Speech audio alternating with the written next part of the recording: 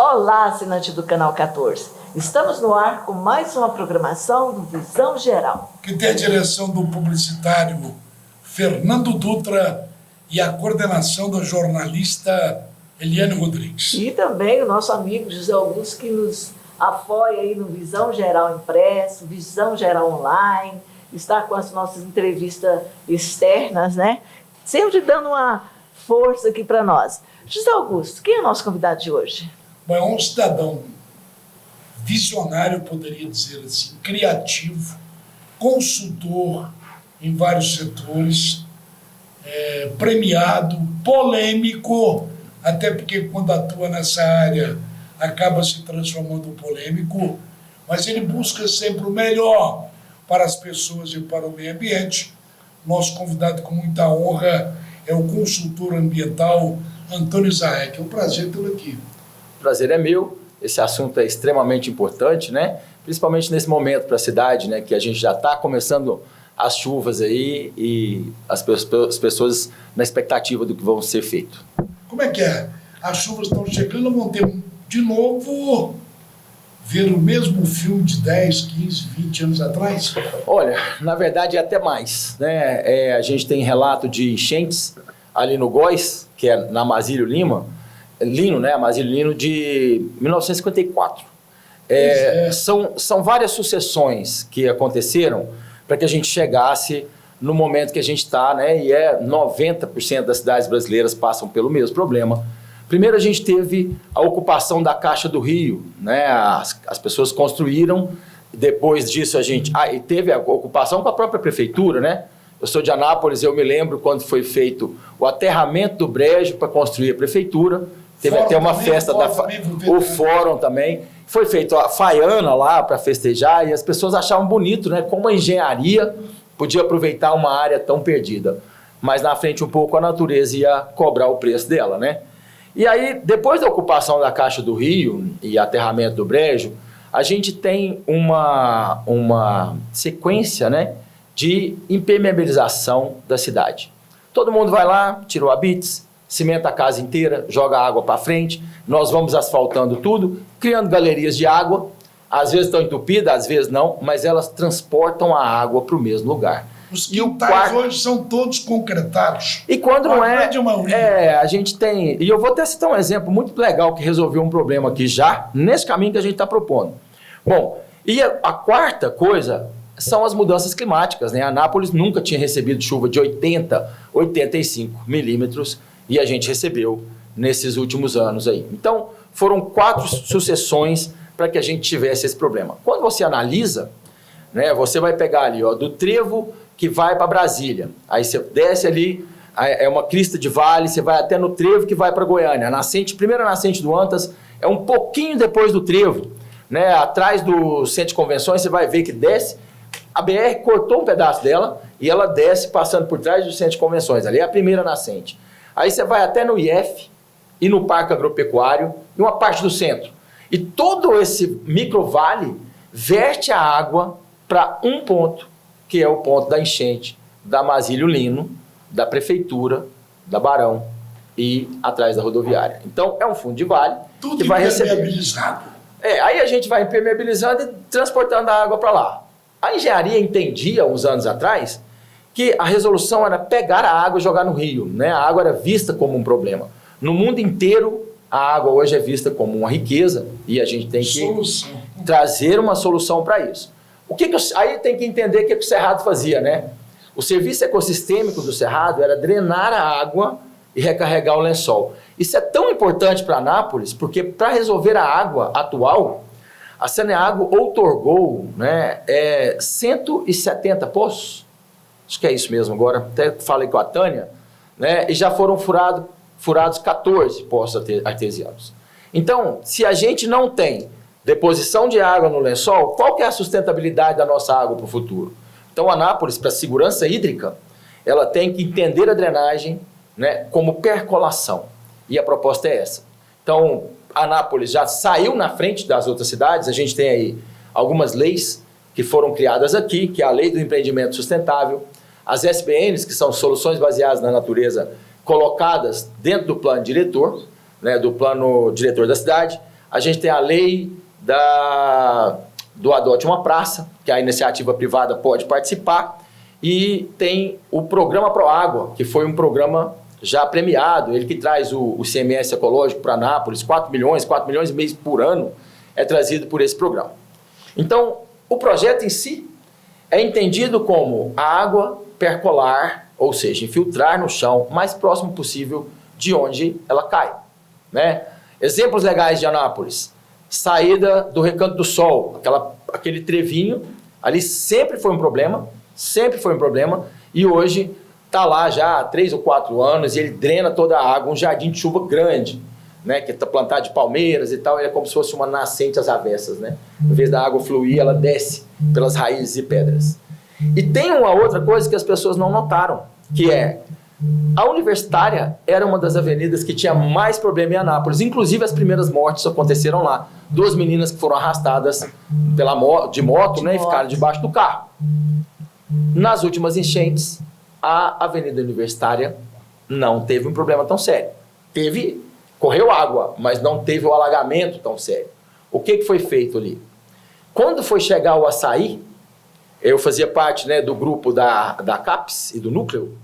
A gente tinha uma pressão para aceitar, porque eram 3 mil empregos diretos, e o Ministério Público falando, não pode. Então a gente negociou com a Açaí para que eles chegassem fazendo uma compensação ambiental de drenar uma chuva de 150 minutos em um dia. Foi feito embaixo do prédio, né? Debaixo do prédio. Foi feito? Pouca gente sabe disso. Aí pouca gente sabe disso. Se a gente lembrar, nessas últimas enchentes, a Universitária não teve tanto problema. Não. A ideia não é uma solução grandona para resolver tudo. Quanto mais pulverizada for a solução, melhor é, porque era do jeito que a natureza fazia. E melhor nós teremos segurança hídrica, né? Não ser uma cidade sensível à água. Porque se a gente pensar, essa água que causa prejuízo agora é a que falta, né? Em outubro e novembro, quando você tem a estação, que também é ecologicamente, né, entendida, né, a estação seca no Cerrado.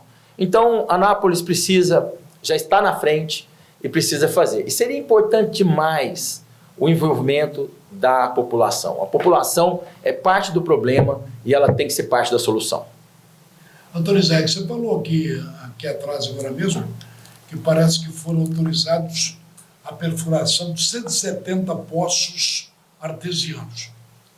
Atinge o aquífero Guarani, passa por aqui, não? Não, nós não temos o aquífero. Se tivesse, a gente já tinha... Bem nada. Eu fiz uma consultoria em Naviraí, rapaz, aquilo é uma riqueza. Você bota um poço artesiano lá e sai uma água mineral, né? E esse 170, desculpa de cortar. Sim, não, por nada. Certamente tem um estudo, né? Para não agredir o lençol que está lá embaixo. Não, na verdade, ele chega no lençol. Eu não estou certo do número agora, estou falhando a memória aqui. Mas a solução, porque assim, quando a gente fala de criar um lago lá no Piancó, é uma solução política, não é uma solução técnica. Por quê? O lago não tem profundidade, o vale não tem profundidade para reter água. Então ele vai ficar raso e a gente não vai ter solução. E esse tipo de coisa é assoreado muito rápido por causa da agricultura que a gente tem. Então a solução buscada pela Saneago foi a outorga dos poços, porque a gente está numa região que a gente, em alguns pontos, tem um lençol viável para ser usado, mas ele só se recarrega com água de chuva drenada. Então a gente precisa ter inteligência ambiental, vamos chamar assim, né? Porque existem... artificial. Porque na verdade a cidade inteligente, ela tem 3 inteligências. Uma é a ambiental, que a cidade, por exemplo, as estradas rurais, todo ano serem feitas, é uma burrice ambiental, né? Tem que ter uma técnica que você faz ela uma vez e ela fica boa. Lá no Piancó a gente fez algumas com cacimbas, 200 cacimbas, e as estradas se preservaram e a água começou a aumentar, né? Então, inteligência ambiental, inteligência social, que é a cidade que é educadora. Eu tenho 60 anos e eu preciso ser educado todo dia. Uma piada misógina, antigamente era engraçado, não é mais, né? Uma piada racista, as pessoas já riram disso, não é mais. Então a gente tem que se educar com resíduo sólido, então a gente tem que se educar o tempo inteiro. Então a cidade inteligente, ela tem uma inteligência social, educadora, né? E a terceira inteligência, mais fácil de ver, é a inteligência tecnológica financeira, que são as startups, os aplicativos e para onde a gente vai. Certo. É complicado. Quando se fala de meio ambiente, normalmente aquele cidadão que tem conhecimento como Antônio Isaek, ele não é bem interpretado, não. Às vezes ele tem um certo receio, costumam dar alguns nomes negativos, pejorativos. Mas por quê? Porque ele se preocupa com o ambiente e, consequentemente, com o futuro das gerações. Nós sabemos que o Cerrado é a caixa d'água do Brasil. Essa caixa d'água está comprometida, Zé? Está bastante comprometida, né? Se a gente entender a água, quando o planeta gira, entra um fluxo de água para cima da Amazônia, por isso que em inglês ela chama rainforest, né? Ela bombeia a árvore, não tem coração. Então os nutrientes, para ciclarem dentro dela, a árvore precisa evaporar a água. E aí, nesse ciclo, a floresta traz água até os Andes. Se a face da América Latina tiver virada para o inverno, igual nesse momento, essa água sobe para Roraima, para o hemisfério norte, e nós ficamos secos. Quando a face da América Latina vira para o verão, que vai acontecer agora após a primavera, né, essa massa de água desce e vem fazer as nossas chuvas aqui, juntos com as correntes de Humboldt lá de baixo. E aí é bem interessante, porque o PIB da América Latina, 76% do PIB da América Latina está entre São Paulo, Cuiabá, Buenos Aires e os Andes. É onde recebe essa água, depois ela é dispersa, né, para o resto da América Latina. Então a água é riqueza e a gente precisa aprender a lidar com isso, né? Igual tratar a cidade, a gente tem que pensar como se a gente estivesse tratando um corpo. Fisiologicamente a cidade tem que ser tratada para que a gente tenha uma cidade melhor. E uma cidade resiliente, ela não é uma cidade resistente. Resiliente é tornar-se melhor diante da adversidade. É uma cidade mais arborizada, uma cidade mais bonita, uma cidade mais inclusora, uma cidade mais agradável enquanto clima, enquanto visuário, enquanto, né, a mobilidade, porque a gente também pode trabalhar isso no momento que a gente está trabalhando drenagem. Zé, se eu não estiver enganado, se eu tiver, você me corrija, por favor, a cidade cristalina é a cidade que mais tem pivôs de irrigação. Parece que são um número volumoso. Sim. Isso compromete, como é que a agricultura está explorando inadequadamente as nossas reservas aquíferas? Como é que é? Olha, a gente precisa produzir, né? Então, tem um ditado em inglês, tem um ditado em inglês que eu gosto muito deles, fala, it's not the cow, it's how, né? O problema não é o gado, né? É como. O problema não é a lavoura, é como, né? Então, a gente hoje, a gente já tem hoje, né, tecnologia ecologicamente viável, economicamente sustentável para produzir, para habitar, para tudo. O que nos faltam são soluções políticas. E aí eu não estou falando só da administração, não, mas das políticas sociais, as políticas públicas, para que a gente possa reverter esse processo e habitar com sustentabilidade. Não tem sentido falar em meio ambiente se não for para a qualidade de vida das pessoas. Nós somos o meio ambiente. Então, óbvio que tem que ter o parque, que vai guardar as espécies, mas a gente tem que pensar no todo. E aí tem jeito de produzir soja, de criar boi, de gerar riqueza. Mais difícil de todos são as mineradoras. Mas a gente tem um exemplo maravilhoso lá, que é Iotim, em Minas, que depois se transformou num parque lindo lá, né? Bem lembrado. Então, a gente precisa, sim. E tem uma coisa que escapa, que tudo devia ter uma compensação ambiental. Quando uma empresa tira uma riqueza igual em Barro Alto, no Crixás, uma empresa mineral, Niquelândia, o caso de Niquelândia é bem claro. Saiu, a cidade agora, economicamente, ela está acabando. O que é o legado que tinha que ter deixado lá? As pessoas doaram do solo delas ali a riqueza. O que ficou para aquela cidade? Então, a gente tem que ter um design, né, social. A gente devia ter levado uma faculdade, preparado as pessoas, criado um polo de produção de alguma coisa, que tem coisa que não precisa ter nada na cidade. Jaraguá, por exemplo, virou um polo de produção de roupa. O que precisa? Chega tecido e gente para costurar. Niquelândia teria isso, né? Então, precisa de ter um planejamento de como chega e como sai, dos ciclos econômicos também. A gente não pode vender o jantar para almoçar, porque senão a gente vai ficar sem comida. Como é que você falou aí? Inteligência ambiental, inteligência social e inteligência econômica. Esse é o conceito de cidade inteligente. José Augusto, ontem eu anunciei, ontem à tarde, para algumas pessoas, que a gente iria ter a honra de receber o Antônio Isaek aqui no nosso estúdio. E teve dois empresários, né, que Ô, Eliane, já aproveita e fala, porque ele mora ali na Rua 9, ali na Vila Góes. Sim. Ele já fez várias denúncias, ele já acionou a associação aqui do município, já falou com o pessoal da Saneago, é um mau cheiro, muito horrível, próximo ali naquela Ayrton Senna, só que ele mora na 9. Do tratamento de esgoto? Ele não sabe o que é, um mau cheiro muito grande que está saindo por ali. Ele já está enfrentando o pessoal da rua já tem muito tempo. O pessoal vai lá, lava os esgotos. Cheiro de esgoto? É um cheiro muito forte, muito ruim, é de esgoto. Na verdade, assim, né? Anápolis com a Saneago... Anápolis com a Saneago precisa de negociar melhor. Né? Anápolis é a cidade que dá mais dinheiro no Brasil sobre água. Nós temos uma das águas mais caras do Brasil inteiro. Né? E a gente sustenta, e não está errado, a gente sustenta um tanto de cidade pequena em volta. Isso é uma política estadista, porque senão você não tem água tratada e vem todo mundo buscar médico aqui. Né? Mas a gente precisa negociar melhor. Anápolis e Cristalina, elas têm uma peculiaridade eu vou voltar na pergunta dele, mas ela tem uma peculiaridade. Anápolis cresceu na região das nascentes, busca água em Abadiânia, busca água em Leopoldo de Lyões e bombeia para trás. Cristalina é a mesma coisa também, né? São só as duas, assim. Mas, por exemplo, o tratamento de esgoto da Saneago, qual que é a compensação ambiental que a Saneago traz para a cidade com o tratamento de esgoto dela? Anápolis hoje deve estar tirando 16 milhões por mês de Anápolis. A Saneago fez em 2021, que eu tive acesso aos dados, 2 bilhões e 600 milhões de reais em um ano. Né? O salário de Suavinski é mais alto que o do governador. Então, a gente precisa de negociar melhor. É o presidente da Saneago. É mais alto que o do governador. Parabéns. Então, né, a gente precisa negociar melhor. Não estou falando que está errado, não. Mas a gente precisa negociar melhor. A compensação ambiental e a lei do SNUC, dos parques, é muito clara. Toda empresa que explora a riqueza de uma APA, e aí o Piancó já é uma APA, o Antas é uma APA, né, o Carlos é uma APA. Toda empresa que explora a riqueza de uma APA é obrigada a contribuir financeiramente com ela. A lei falhou, não falou quanto, mas a gente pode colocar esse quanto. Pelo menos percentual, né, Zé? Tinha que ser claro. Agora, no caso, por exemplo, o mau cheiro.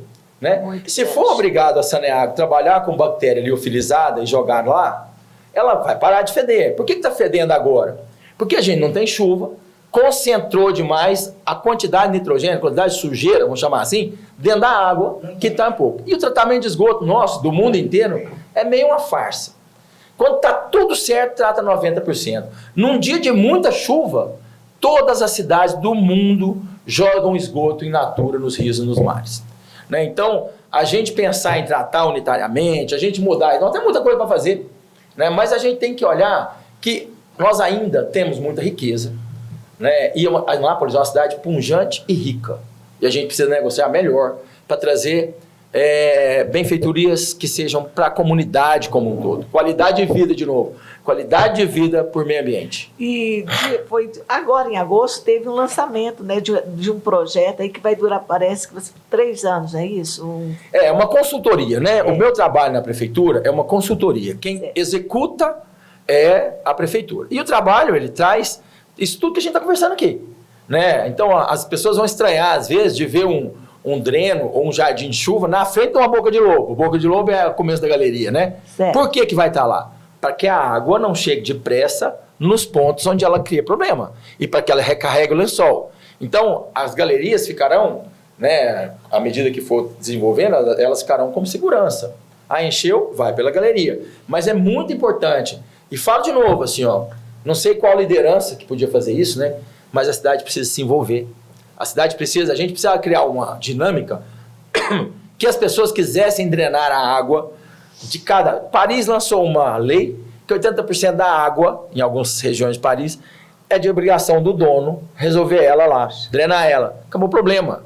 Né? Se a gente obedecer essa lei aqui, você vai ver tanto que ficaria barato para todo mundo segurar a água e drenar ela na sua casa. Ficaria barato, né? E a gente teria a resolução do problema. Mas eu acho que a cidade também pode usar as áreas verdes para drenar toda essa água, né? E a gente continuar com a riqueza de ter água e parar de ser vista como um problema, né? O consultor ambiental, o ZAEC, está querendo dizer que o cidadão poderia Eu vou repetir a frase, né? A população é parte do problema, sofre com ele e pode ser parte da solução. E que essas pessoas que moram, por exemplo, ali próximo a Ayrton Senna, por exemplo, pro lado da Vila Góes, a gente já teve vários casos lá de casas que estão inundadas. O que elas podem esperar para esse Não, ano? então, ali, né? Porque o que a gente precisa entender da água? Depois que você tem enchente formada, não tem muito o que fazer com aquele volume de água. Então, a única forma que a gente tem de resolver isso é não deixar a água chegar naquele volume e naquela velocidade. E é onde vocês estão fazendo esse trabalho? Então, assim, o trabalho está começando no Alto da Brasil, vai ser pelo Parque da Cidade, vai ser feito ao longo. Já viu quando você vai para o norte? Que na beira da BR, você passa assim, tem um rio grande, né? Principalmente no Vale do Araguaia, você tem algumas caixas do lado do rio que quando ele transborda, ele enche. Aquilo é uma forma de segurar a enchente também natural. Então, a gente alterou demais o ambiente. Mas a gente pode trazer isso de novo, né? Agora, a prefeitura vai ter que trabalhar muito ferrado, assim, para dar conta de, em 3 anos, fazer essa virada, né? Mas eu quero acreditar que vai fazer. Você acredita que na próxima, agora, nessa próxima... Não, não sei, assim, se a gente precisaria trabalhar muito, né, para poder drenar tudo, assim. O que eu sugeri? Que a gente pegasse os pontos principais, assim, aonde volume maior de água, né? Então, lá no Parque da Cidade, ali atrás do Jamil Calisto, né? Que tem uma área que pode fazer um grande alagado construído, onde dá um fluxo melhor, caíram. mas isso seria de imediato, porque a solução é drenar a água em pequenas porções ao longo da cidade inteira. E soubesse que a gente ia falar tanto, se a gente tinha trazido algumas imagens, né? Não, a gente pode mandar as imagens. Mas a gente tem assim, ó, tem drenos em calçada, na beira de cada árvore um dreno, né? Algumas cidades criaram um dreno em cada boca de lobo. Então, o mundo inteiro busca isso hoje, né? Tem em Portland, nos Estados Unidos, as calçadas drenantes. Nova York fez, acho que 9 mil jardins de chuva. Munique, na Alemanha, resolveu tudo com pequenos jardins na cidade inteira. Mas será que esses locais que você está citando, Munique, Nova York e tal, o cidadão joga lixo na rua, dentro dos esgotos? Olha, o mundo inteiro é igual, viu, rapaz? Todo mundo é igual. A gente precisa... Não, eu não gosto de chamar o povo de sujo, não. Vou falar uma coisa pra você. As pessoas fazem as coisas por falta de educação, né? E a gente precisa trazer essa educação, né? E aí, assim, quando existe uma galeria e ela tá limpa, resolve o problema lá em cima, mas acelera o problema lá para baixo. E quando ela tá suja, aí a água desce por cima, né? Um caso, para quem conhece Goiânia, o Bosque dos Buritis, ele pegava lá de cima do Clube dos Engenheiros, descia até perto da rodoviária. Foi sendo ocupado. Quando chove, a água corre aonde? Né? Por cima. Dali de tudo, assim, porque o quê? É um fundo de vale, né? Mas, Isaé, que eu já levei uma multa, eu tô te falando, eu era meio leiga nesses negócios. Você jogou lixo pela janela do carro? Não, lá nos Estados Unidos, se você colocar a coisa no lugar certo, você leva multa. No meu apartamento, por as cores da coleta. Eu tava viajando com uma austríaca, quando pelo ProAgua, né, eu fui para a Alemanha, a Sarah Hasenbach, que é a diretora do AMS, que premiou a Anápolis aqui. Certo. E aí eu usei essa expressão, não sei o quê, porque a gente não é consciente. Ela virou para mim e falou assim, Antônio, não tem nada de consciência. Na Áustria, se você não separar o lixo, você paga mais caro. Se você não separar direitinho. Se você misturar tudo, eles não levam. Não, eles não levam. E outra coisa, tem a coisa certinha, tem que ser certa. Eles dão uma geladeira, sofá. Não, você quer um problema sério? Quando você joga um aparelho desse aqui estragado no lixo, hoje, ele vai para dentro do saco preto, vai, pesa e entra para o aterro de orgânicos. Aqui tem metal pesado. É verdade. Aí ele libera na Lagoa de Chorume. Quando enche, eles jogam na ET, vai para onde? Vai para o Corumbá 4, todo mundo pescando e comendo e é cancerígeno. Então, assim, a gente precisa, quando eu falo que a gente precisa se educar, né? A gente precisa se educar. E aí, assim, ó, lei da logística reversa, isso aqui tem que voltar para quem fabricou. Essa água foi calculado esse plástico para chegar aqui, precisa calcular a volta dele para lá também, no preço da água, né? Que é a logística reversa. Do pneu resolveu, com a Reciclanip. Né, resolveu ali. O lixo é um resíduo sólido, é um assunto que me interessa demais. Eu me lembrei da resolução. Mas então, assim, existem soluções, né? As pessoas precisam estar envolvidas e a gente tem a cidade e o governo que a gente merece. Porque a gente precisa cobrar, a gente precisa participar. Ô, Brasil! O José Augusto, o Darlan já passou ali a... Essa produção é um negócio quando começa a pegar fogo, o Zaek começa, né? Aí a produção vem e corta. Pois é. Mas, infelizmente, o nosso tempo já está esgotando. Eu vou deixar o nosso honrado, né, convidado aqui, fazer suas considerações finais. Quando se comemora o Dia do Meio Ambiente, tem... Olha, até o Dia do Meio Ambiente é errado, né, para nós. Por quê? Copiou o Hemisfério Norte. No Hemisfério Norte, no Dia do Meio Ambiente, eles estão saindo da primavera para o verão. É o dia mais claro, mais molhado, mais cheio de vida do ano. No Hemisfério Norte ficou do outono para o inverno. É o dia mais escuro, mais triste. Toda árvore plantada no Dia do Meio Ambiente morre. O Dia do Meio Ambiente nosso tinha que ser dia 24 de novembro. Porque aí a gente estava no dia festivo do meio ambiente, né? Mas para fechar, eu agradeço demais, né? Falo, quem tiver interesse em participar, a gente está aberto. O trabalho é uma consultoria, mas a prefeitura vai realizar, né? E aí, assim, a gente quer envolver Univangélica, por exemplo, que tem um estacionamento gigante que joga água lá. As empresas do DAE, tem lugar que você tem 4 quilômetros asfaltados, jogando água lá. Então, tem que envolver. E a gente tem que começar do grandão e até ir lá no seu quintalzinho e drenar água lá também, porque a gente é cidadão, a gente participa, né? E se a gente tiver uma comunidade melhor, é melhor para todo mundo. A criança que está na rua, ela não é uma criança da rua, ela é nossa criança. A cidade inteligente é uma cidade inclusora e educadora, e a Anápolis precisa ficar assim. Eusaek, em nome do nosso diretor-geral, Fernando Dutra, agradeço imensamente sua presença aqui no Canal 14 e também agradeço a sua audiência e até a próxima. Muito obrigada.